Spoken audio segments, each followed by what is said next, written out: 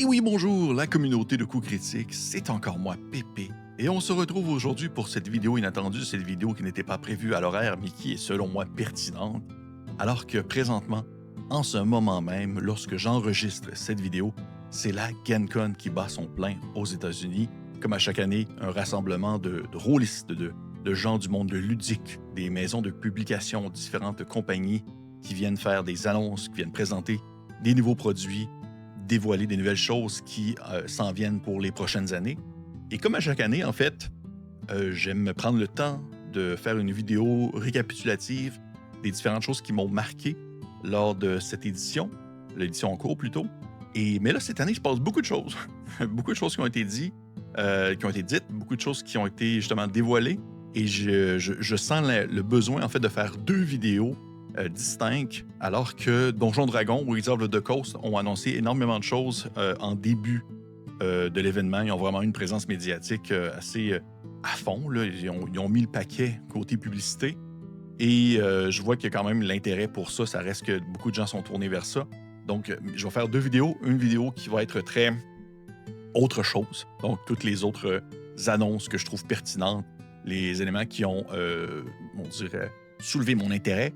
Et la première vidéo, celle que vous écoutez présentement, qui portera spécifiquement sur Donjons Dragons, Wizards of the Coast. Qu'est-ce qui a été dit? Parce que je sais qu'il y a quand même, peut-être des gens qui sont surtout intéressés par D&D, alors que d'autres personnes sont surtout intéressées par autre chose. Et si vous êtes intéressé par les deux, eh bien, vous pouvez écouter les deux et même par le fait même vous abonner peut-être si ce n'est pas fait. Haha, petit pouce en l'air. Je vous encourage. Merci beaucoup. Donc, hey, qu'est-ce qui a été dit lors de cette présentation à la GenCon? Je pense que ça a été fait le jeudi soir, vraiment au tout début de l'événement, où est-ce que Wizards of the Coast a vraiment déroulé le tapis rouge et a dévoilé lors de son D&D Vision Keynote, comme il appelle, une feuille de route qui couvre la fin de 2026, l'année 2027 et quelques projets prévus jusqu'en 2028. Un peu à la façon presque d'un multiverse, là, comme le fait Marvel avec les films. Là, c'est un calendrier sur une ligne avec les différents titres des événements qui sont en cours. La stratégie repose sur des saisons, si vous ne le saviez pas déjà, des saisons thématiques qui alternent en fait un retour vers des cadres classiques, des collaborations avec d'autres licences, des outils numériques, des contenus produits par des studios partenaires. Et une des premières choses en fait qui a été annoncée, qui a vraiment fait crier les foules, il s'agit du retour de Dark Sun. Et je dois vous avouer que ce n'était pas sur ma feuille de bingo, Dark Sun. C'était pas du tout sur les projets que je pensais qui allaient être en cours pour D&D. Dark Sun, qui revient officiellement pour la 5e édition, deviendra en fait le premier cadre de campagne de l'édition, comme présenté pour destiné pour un public mature. Donc, vraiment un monde mourant, la magie qui détruit l'environnement, des créatures psioniques, la tyrannie des rois sorciers, une lutte constante pour la survie. On s'éloigne vraiment de ce que a fait Donjons Dragons dans les dernières années, avec l'espèce de bande-annonce hyper brutale, vraiment très violente.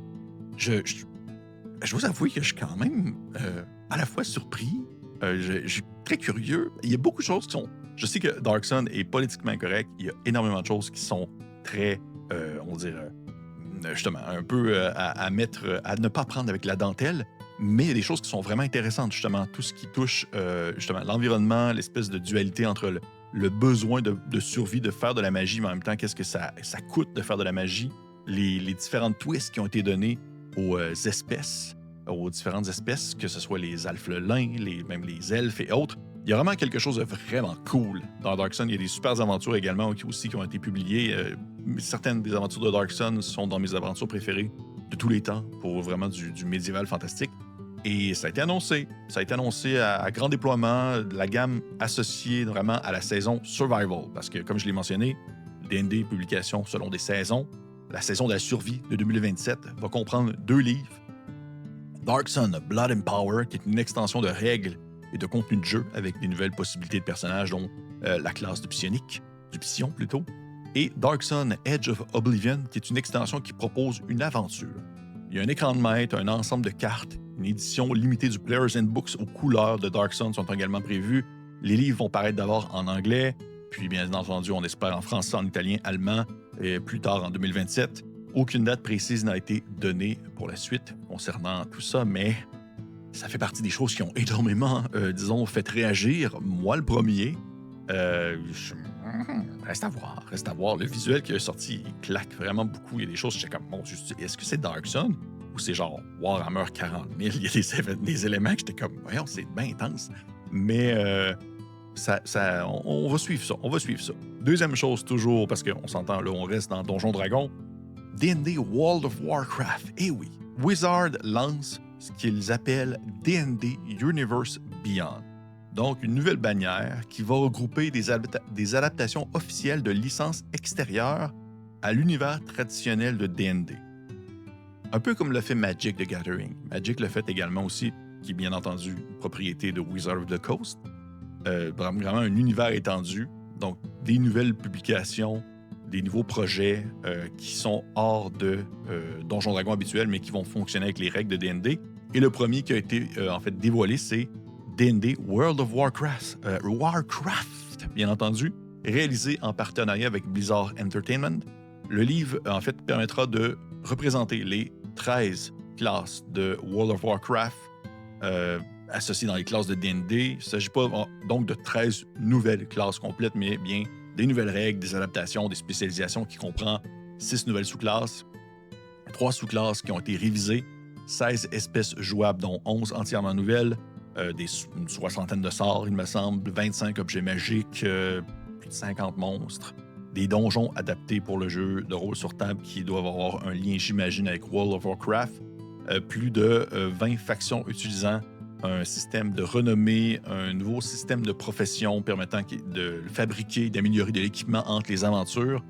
Il y a vraiment dans les 7 donjons qui ont été mentionnés, on parle de... Pour vrai, là, je nomme des choses, mais j'ai aucune idée de ce que c'est parce que World of Warcraft, je l'avoue, très humblement, je connais zéro ça pin bar. Il parle du monastère écarlate, le repère d'Onyxia, une aventure qui est consacrée à la citadelle de la couronne de glace. Il me semble que ça, c'est une extension qui avait bien pogné là, dans le jeu vidéo. Destinée pour des personnages 16 à 20. Donc, on va vraiment dans les hauts niveaux des classes, qui est quand même intéressant parce qu'on est souvent plus dans les bas niveaux pour ce qui est de Donjon Dragon 5e édition. La sortie est prévue pour le 17 novembre 2026 avec un accès anticipé avec certains abonnements, blablabla. On sait un peu la nouvelle façon de faire avec les abonnements, un peu à la façon presque d'un jeu vidéo. Vous pouvez avoir des petits bonus, des petits goodies selon l'endroit où vous réservez, selon l'endroit où vous précommandez. Bref, il se passe même des choses à ce niveau-là, mais c'est pas là-dessus que je veux vraiment focusser.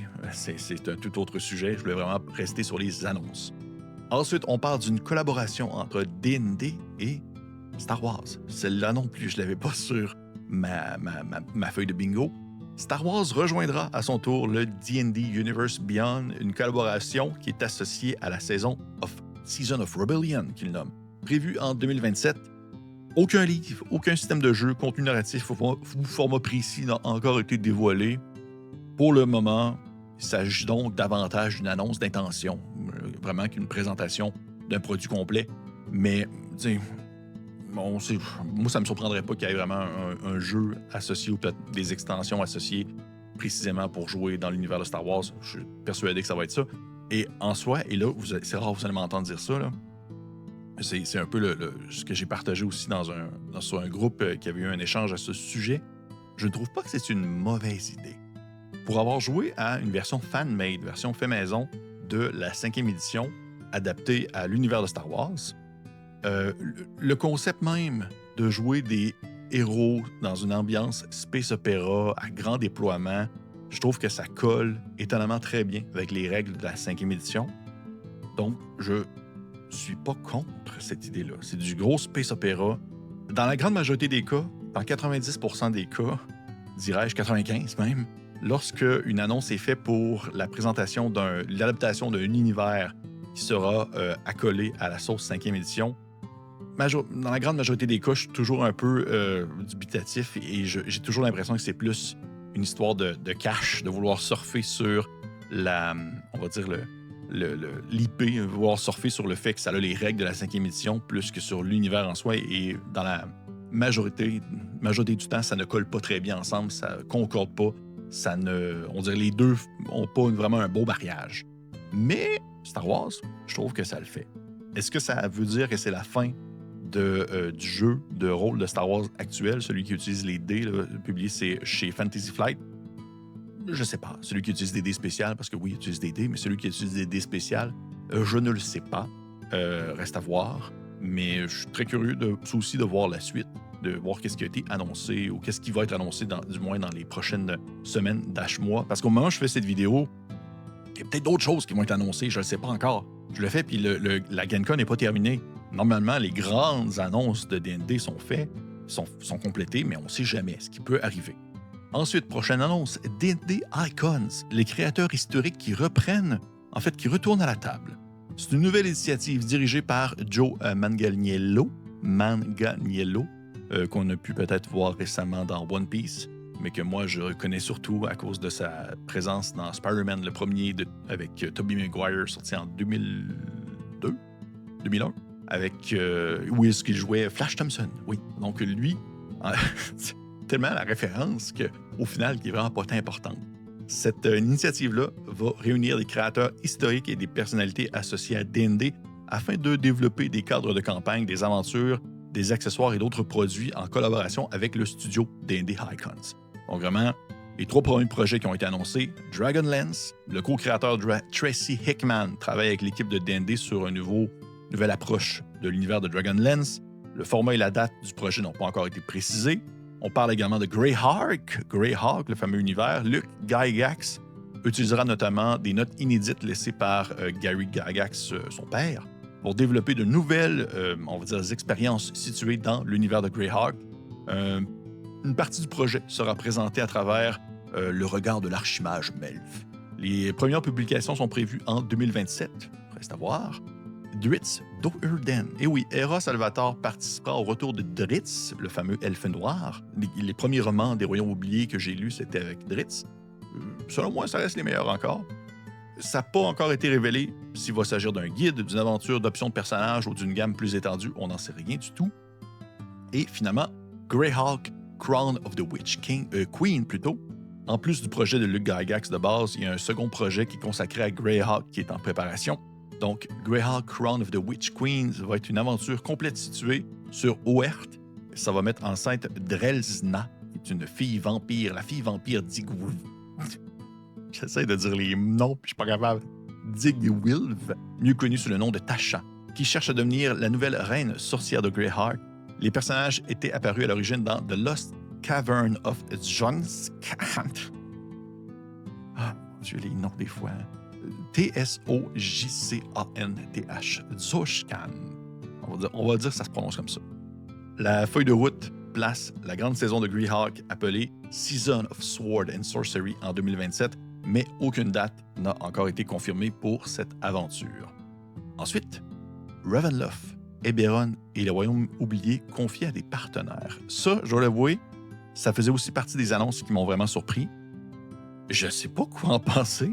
Wizard souhaite publier davantage de contenu officiel en collaboration avec des studios externes.